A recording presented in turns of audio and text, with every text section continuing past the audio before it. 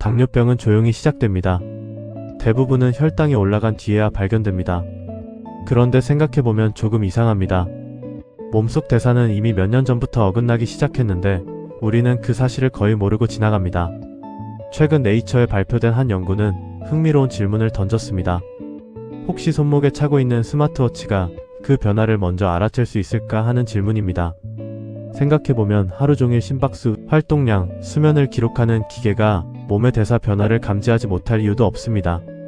당뇨병의 시작점에는 인슐린 저항성이 있습니다. 인슐린이 충분히 나오는데도 몸의 세포가 반응을 잘하지 않는 상태입니다. 이 단계가 오래 지속되면 결국 제2형 당뇨병으로 이어집니다. 문제는 이 상태를 쉽게 진단하기 어렵다는 점입니다. 보통 호마-IR이라는 지표를 사용하지만 공복 인슐린 검사가 필요해 정기검진에서 흔히 측정하지는 않습니다. 대부분은 공복 혈당이나 헤모글로빈 A1C 같은 결과만 보고 판단하게 됩니다. 이미 몸이 상당히 망가진 뒤에 발견되는 경우가 많은 이유입니다. 그래서 연구자들은 다른 길을 찾기 시작했습니다.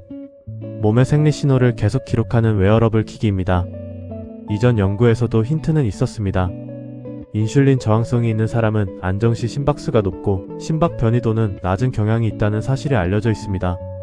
다만 그동안 연구는 관련이 있다는 수준에 머물렀습니다. 실제로 인슐린 저항성을 예측하는 모델을 만든 연구는 거의 없었습니다. 이번 연구는 접근 방식이 조금 달랐습니다.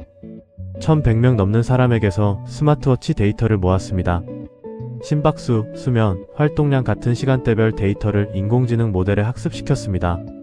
여기에 나이, BMI 같은 기본 정보와 공복 혈당, 지질 검사 같은 간단한 혈액 검사 결과도 함께 사용했습니다.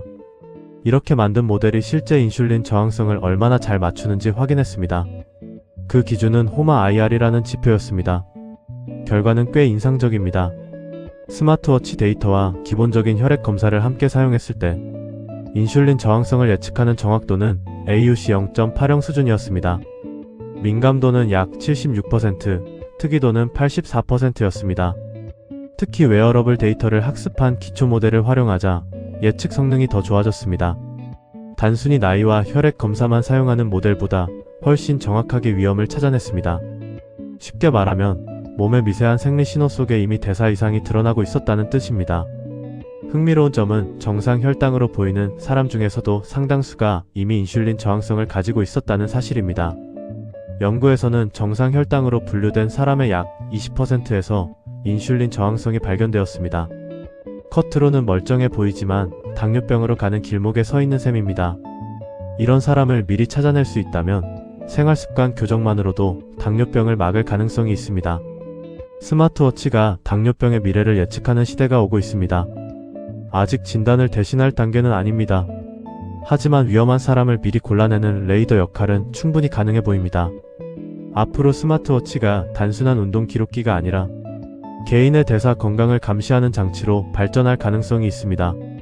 언젠가는 손목에서 울리는 알림이 건강검진 결과보다 먼저 당뇨병 예방의 시작점이 될지도 모르겠습니다.